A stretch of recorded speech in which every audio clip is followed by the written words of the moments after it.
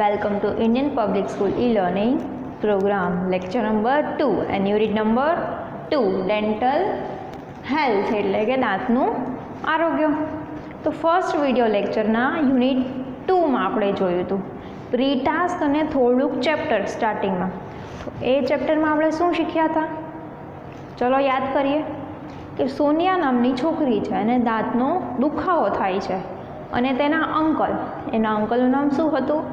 અશોકભાઈ અને સોનિયા બંને doctor શર્માના dental care ક્લિનિકમાં જાય છે અને ત્યાં ડૉક્ટર બંસી શર્મા એ હોશિયાર અને યુવાન ડૉક્ટર હતા.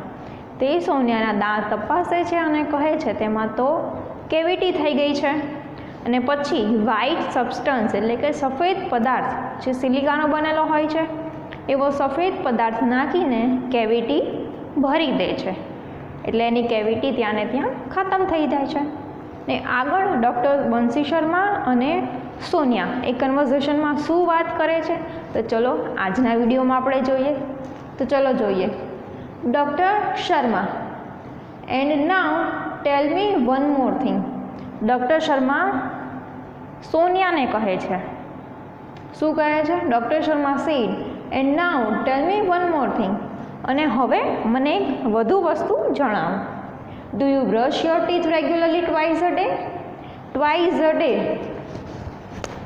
એટલે કે દિવસમાં 2 વાર, 2 વખત. Do you brush your teeth regularly twice a day એટલે શું દિવસમાં તું 2 વાર બ્રશ કરે છે regular? Do you clean your mouth after meals and after eating chocolates or ice cream? Meals એટલે કે ખોરાક.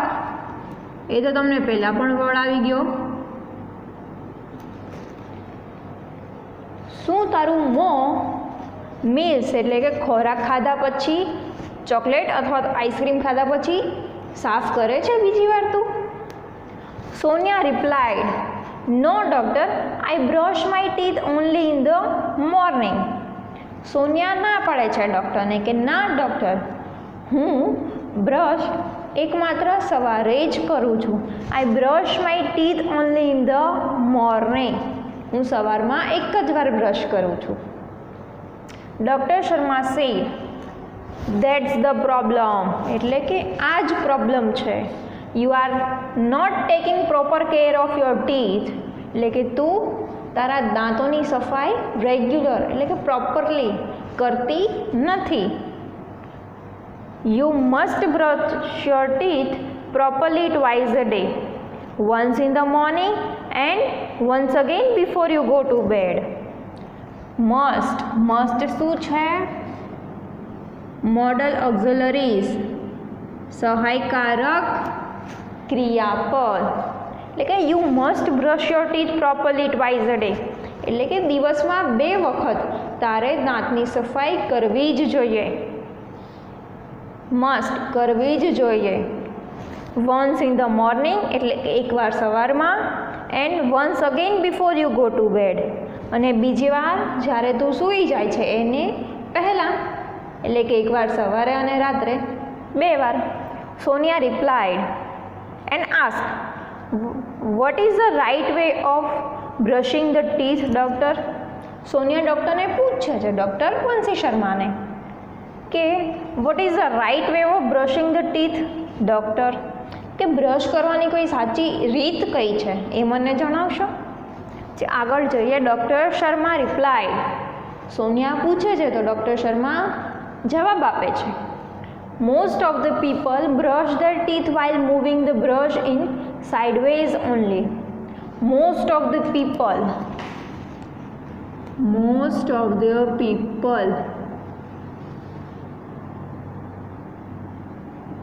મોટા ભાગના લોકો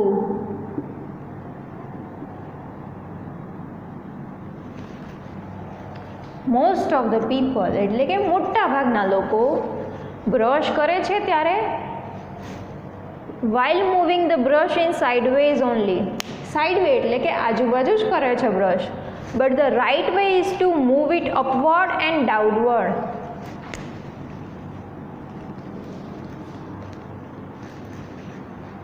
પણ એની સાચી રીત તો ઉપર અને નીચે એમ બધી રીતે બ્રશ કરવું જોઈએ, so that it રિમૂવ્સ the tiny bits of food stuck between the teeth. So that એટલે કે તેથી. ઇટ રિમૂવ્સ એટલે કે દૂર કરવું, ટાઇની બીટ્સ એટલે કે નાના કણો, ઓફ ફૂડ સ્ટકનું મૂળ રૂપ ટુ સ્ટીક એટલે કે ચોંટી ગયેલું, between the teeth. So that એટલે કે તેથી. It રિમૂવ્સ the tiny bits of food stuck between the teeth.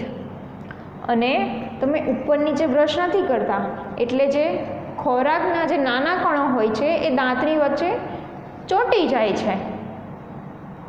The gum lines should also be brushed with gentle strokes. Gum lines એટલે કે પેઢા, જેન્ટલ એટલે કે ધીમેથી.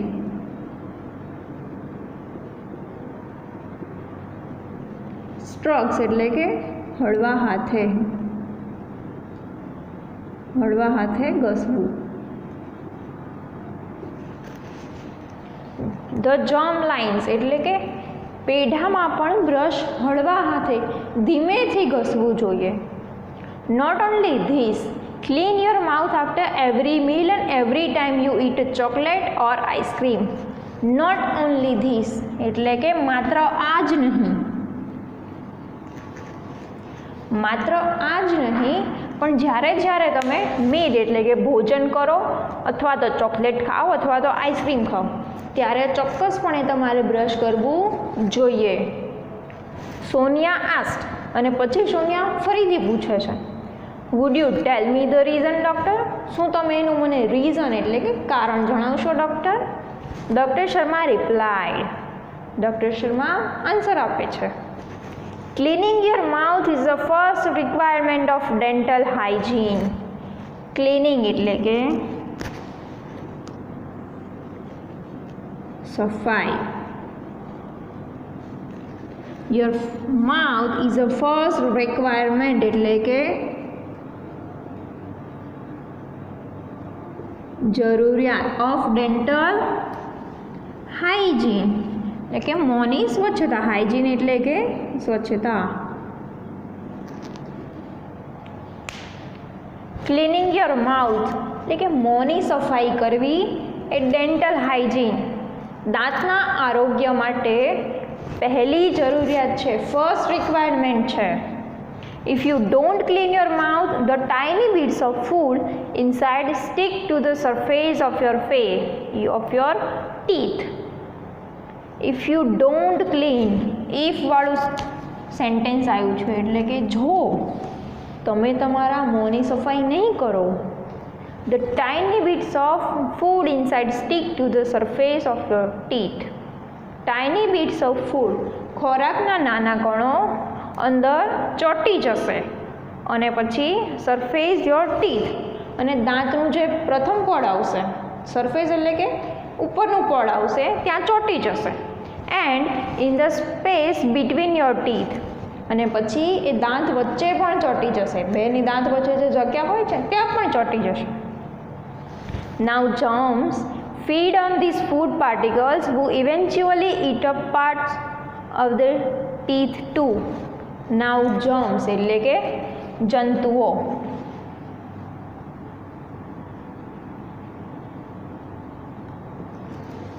એટલે કે જંતુઓ પણ, જમ્સ પણ ફીડ ઓન. આ શું છે? ફ્રેશ છે એટલે કે ખાવું. Two feed on.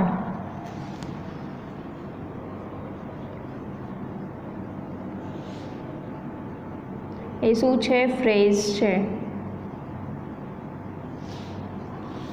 એટલે કે ખાવું.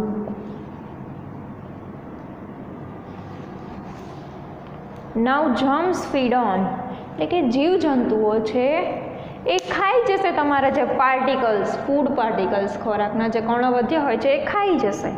બિટવીન યોર ટીથ, દાંત વચ્ચે રહેલા ખોરાકના કણો ખાઈ જશે. વો eventually eat up parts of the teeth too, અને એ ધીમે ધીમે દાંતને પણ ખાઈ જશે. ટીથ ટુ, ડબલ ટુ છે એટલે ને પણ. They destroy the enamel coating of the teeth and in a long run it leads to cavity. They destroy, destroy એટલે કે નાશ કરવો.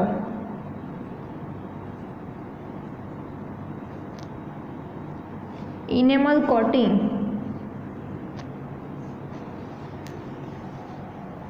enamel coating નો એ ધીમે ધીમે નાશ કરશે. and in a long run it leads to cavity. in a long way, in a long run એ શું છે? ફ્રેઝ છે એટલે કે લાંબા ગાળે, લાંબા ગાળે અથવા તો લાંબા સમયે.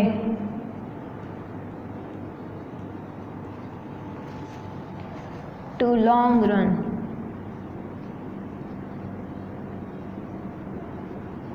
એ પણ ફ્રેઝ છે અને મિનિંગ શું છે? લાંબા ગાળે. લીડ્સ ટુ, એ પણ ફ્રેઝ છે એટલે કે પરિણમશે, પરિણામે.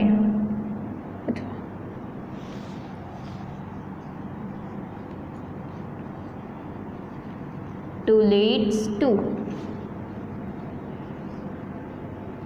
પરિણામે. They destroyed the enamel coating of the teeth, એટલે કે દાંતમાં જે enamel coating હોય છે એનો તે નાશ કરશે. કોણ? ધ્યેય કોના માટે વપરાણું છે? જમ્સ માટે, જીવજંતુઓ હોય એ enamel coatingનો નાશ કરશે.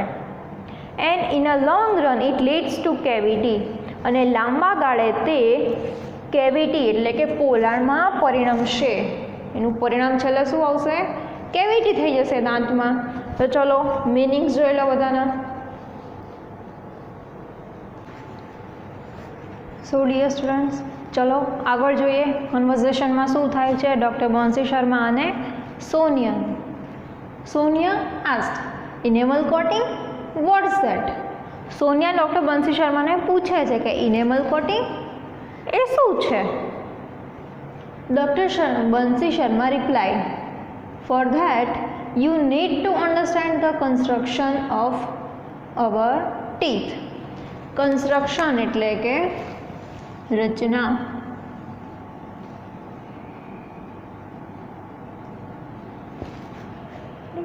For that you need to understand the construction of our teeth, એટલે કે તો તારે દાંતોની રચના, કન્સ્ટ્રક્શનનો મિનિંગ શું થાય છે? રચના.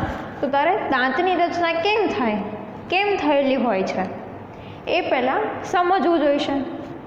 અવર ટીથ હેવ 3 layers, એટલે કે આપણા દાંતમાં 3 પડ હોય છે. 3 layers, લેયર્સ એટલે કે પડ. The uppermost white layer is called enamel. uppermost એટલે કે સૌથી ઉપરનું, white layer it called enamel. uppermost એટલે કે સૌથી ઉપરનું. 3 પડ હોય છે, એમાં સૌથી ઉપરનું જે પડ છે એને enamel કહેવાય છે. વ્હાઇટ કલરનું લેયર આવેલું હોય છે. It is the hardest and strongest part of our body. અહીંયા it આવશે, sorry. It is the hardest and strongest. Hardest એટલે કે સખત, and strongest એટલે કે મજબૂત.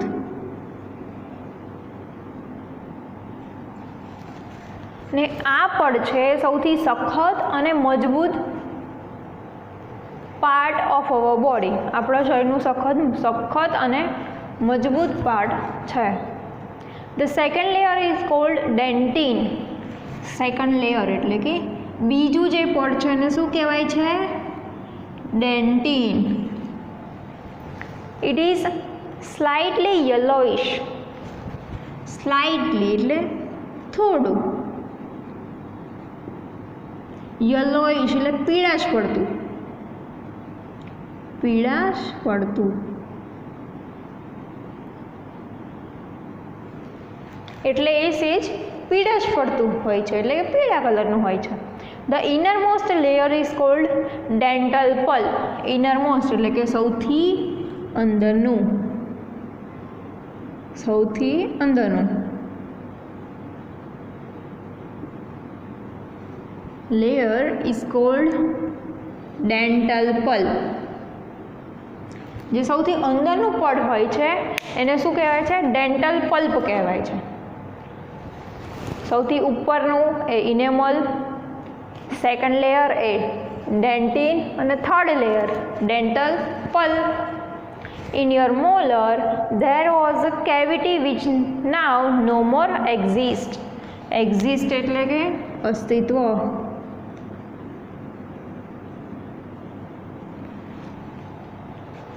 In your molar એટલે કે તારા મોલરમાં there was a cavity, કે કેવિટી હતી એટલે કે જે પોલાણ હતું, which now no more exists એટલે કે હવે એનું કોઈ જ અસ્તિત્વ નથી, એટલે કે એનો નાશ થઈ ગયો છે. સોનિયા અગેન આસ્ક, અને સોનિયા ફરીથી પૂછે છે, મોલર વોટ ઇઝ ઇટ એટલે કે શું છે molar? Doctor Sharma replied, it's kind of teeth એટલે કે એક પ્રકારનો દાંત છે, દાંતનો પ્રકાર છે. લુક એટ ધ ચાર્ટ એટલે ચાર્ટ બતાવે છે અને કહે છે કે તું આ ચાર્ટમાં જો. There are 2 types of teeth એટલે કે દાંતના 2 પ્રકાર હોય છે. 2 ટાઈપ્સ. ટાઈપ્સ એટલે કે પ્રકાર. દાંતના 2 પ્રકાર હોય છે. deciduous teeth, also known as milk teeth, and permanent teeth.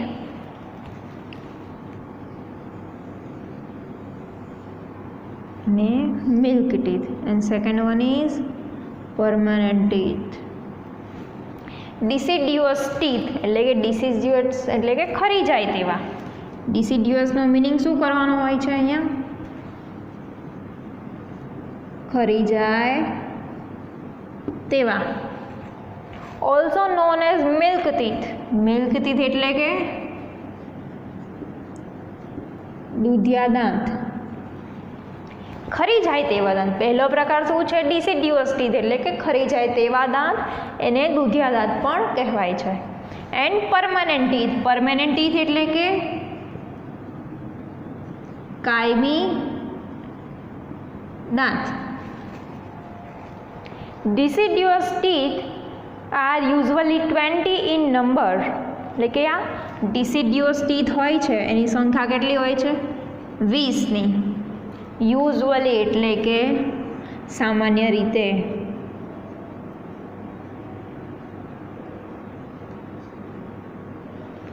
સામાન્ય રીતે deciduous teethની સંખ્યા 20ની હોય છે.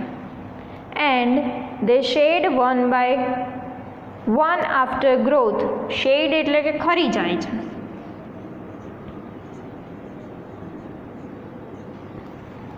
And they shed one by one after growth. Growth એટલે કે ઉગ્યા પછી, વિકાસ થયા પછી.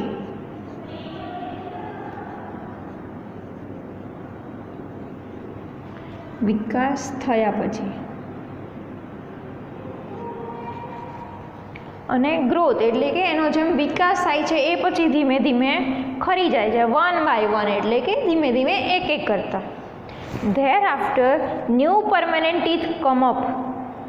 અને ધેર આફ્ટર એટલે કે પછી, new permanent teeth come up અને પછી જ કાયમી દાંત આવે છે. પહેલાં deciduous ટીથ આવે છે, 20ની સંખ્યા હોય છે એમની, એ ધીમે ધીમે કરતાં એક પછી એક 1 by 1 ખરી જાય છે અને પછી જ પરમેનન્ટ ટીથ આવે છે.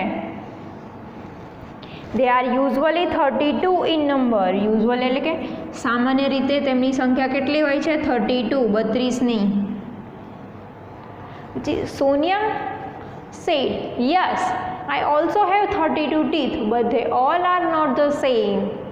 સોનિયા ડૉક્ટર બંસી શર્માને કહે છે કે યસ એટલે કે હા, આઈ ઓલ્સો હેવ 32 teeth એટલે કે હા મારે 32 દાંત છે. બટ એટલે કે પણ they all are not the same પણ તે બધા જ એક સરખા નથી. Doctor Sharma replied doctor Sharma answer આપે છે they are different in shape, size and functions. Shape એટલે કે આકાર, સાઇઝ એટલે કે કદ અને ફંક્શન એટલે કે કાર્ય. શેપ એટલે કે આકાર, સાઇઝ એટલે કે કદ અને ફંક્શન્સ એટલે કે કાર્યો.